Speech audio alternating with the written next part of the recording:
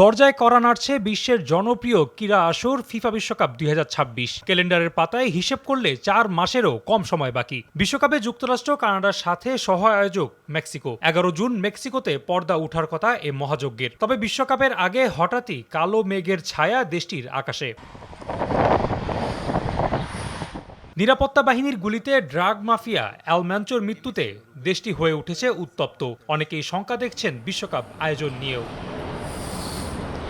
গত ২২ ফেব্রুয়ারি জলিস্কো new generation cartel প্রধানের মৃত্যুকে কেন্দ্র করে আয়োজক শহর গুয়াদালাহারা সহ দেশটির বিভিন্ন শহর অস্থিতিশীল হয়ে পড়ে।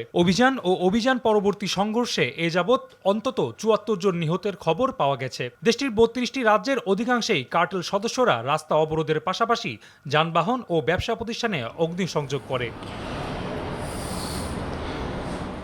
মেক্সিকোর প্রেসিডেন্ট ক্লাদিয়া শিনবাউম অবশ্য দাবি করে আসছেন বিদেশি দর্শকদের জন্য তাদের দেশে কোনো ঝুঁকি নেই এবং তাদের নিরাপত্তার পূর্ণ নিশ্চয়তা দেওয়া হচ্ছে। অপটিক্যাল ব্রাইটেনার, কালার গার্ড এবং ডার্ট লক সমৃদ্ধ অ্যাডভান্স ফর্মুলায় এলো নতুন রে ডিটারজেন্ট পাউডার। তার প্রতিশ্রুতিতে আস্থা রাখছেন ফিফা প্রেসিডেন্ট জিয়ান্নি ইনফান্তিনো। তবে গভীরভাবে পরিস্থিতি পর্যবেক্ষণের কথাও বলেন ফিফা বস। আমরা এই মুহূর্তে মেক্সিকোর পরিস্থিতি বিশ্লেষণ করছি এবং নজরদারি রাখছি। তবে শুরুতেই বলতে চাই, মেক্সিকো এবং দেশটির প্রেসিডেন্ট ক্লাউদিয়া শেইনবাউমের ওপর আমাদের পূর্ণ আস্থা আছে। আমরা বিশ্বাস করি সবকিছু ভালোভাবেই হবে।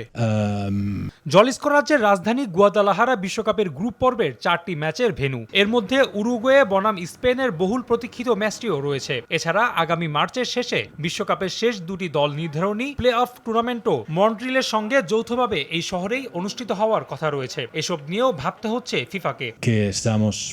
১ মাসের মধ্যে মেক্সিকোতে আমাদের কিছু ম্যাচ আছে, বিশ্বকাপের প্লে অফ ম্যাচ। এছাড়াও শিগগিরই অ্যাজটেকা স্টেডিয়ামের উদ্বোধন হওয়ার কথা। তবে আমি ফিফার পক্ষ থেকে বলতে চাই, মেক্সিকোর ওপর আমাদের সম্পূর্ণ আস্থা রয়েছে।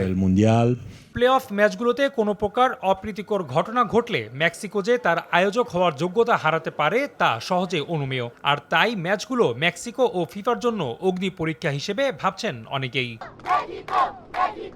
রাফি আমিন, RTV।